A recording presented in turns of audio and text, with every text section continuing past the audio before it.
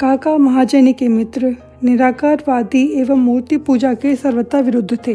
कौतूहलवश वे काका महाजनी के साथ दो शर्तों पर सीढ़ी चढ़ने को सहमत हो गए कि बाबा को नमस्कार न करेंगे और न ही कोई उन्हें दक्षिणा देंगे।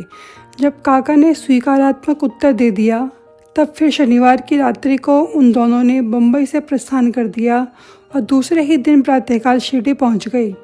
जैसे ही उन्होंने मस्जिद में पैर रखा उसी समय बाबा ने उनके मित्र की ओर थोड़ी देर देखकर उनसे कहा, अरे आइए श्रीमान पधारिए, आपका स्वागत है। इन शब्दों का स्वर कुछ विचित्र सा लग रहा था। उनका स्वर प्राय मित्र के पिता के बिल्कुल अनुरूप ही था। तब उन्हें अपने कैलाशवासी पिता की स्मृति हो आई और वे आनंद विभोर हो गए। क्या मोहिनी थी उस स्वर में। आश्चर्ययुक्त स्वर में उनके मित्र के मुख से निकल पड़ा कि निसंदेह ये स्वर मेरे पिताजी का है।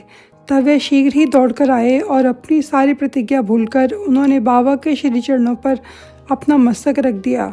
बाबा ने काका से तो दोपहर में तथा विदा लेते समय 2 बार दक्षिणा मांगी, परंतु उनके मित्र से एक शब्द भी नहीं कहा। उनके मित्र ने फुसफुसाते हुए कहा, भाई देखो, बाबा ने तुमसे 2 बार दक्षिणा मांगी, परंतु मैं भी तो तुम्हारे साथ हूँ, फिर वे मेरे से इस प्रकार उपेक्षा क्यों करते हैं।